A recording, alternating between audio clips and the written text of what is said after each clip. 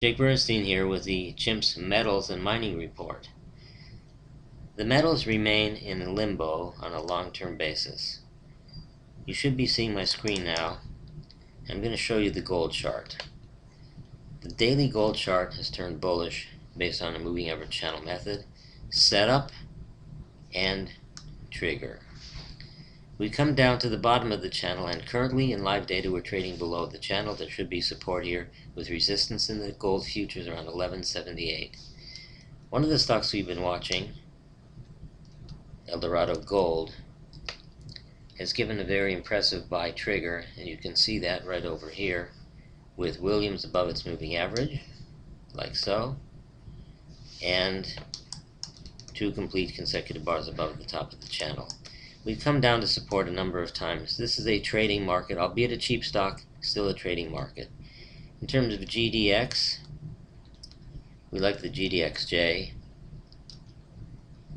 GDXJ has also given a buy trigger and again continues to trade back and forth within the channel.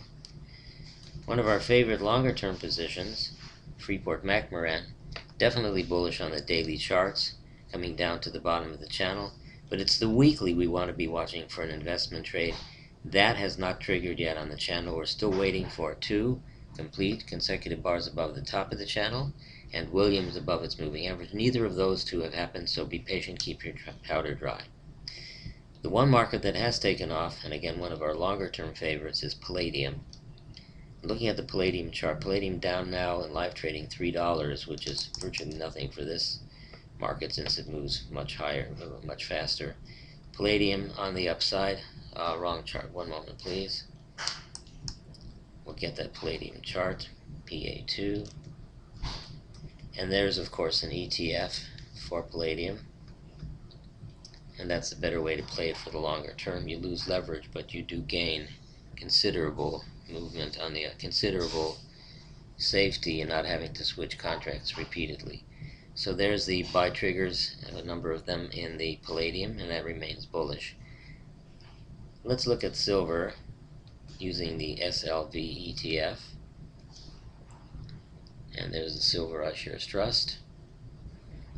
And we can see that again is in a daily bull trend, which on the moving average channel started with the setup here and the trigger here.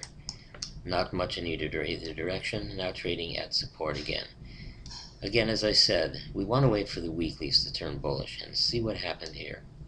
This is the weekly SLV where we do have two bars above the top of the channel. And let me remove my work so you can see this a little bit better because it's a significant development.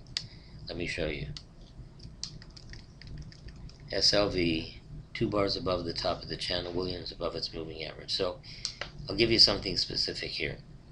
If you're okay risking 2 times the width of the channel, which would be about $1.10 below entry, you can buy the SLV now. Otherwise, wait for the bottom of the channel, that number being 1421. Let's also look at SIL, which is Global Silver Miners, where we also have a buy setup but no trigger as yet. Better to wait for all of these to trigger. However, SLV does show a trigger. Let's see how that compares to the silver futures. So I'm going to bring that chart up right now. And the silver futures showing weekly 2 bars above the top of the channel.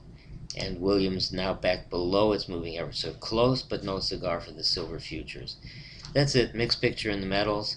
We do like Freeport-McMoRan on the weekly. We do like SLV on the daily and on the weekly. Keep your powder dry, but buy the bottom of the channel if you're conservative. Buy the SLV right now if you're more aggressive and you're willing to risk the 2 times the width of the channel. That does it for the metals and mining shares. We'll talk to you again next week. Best of trading.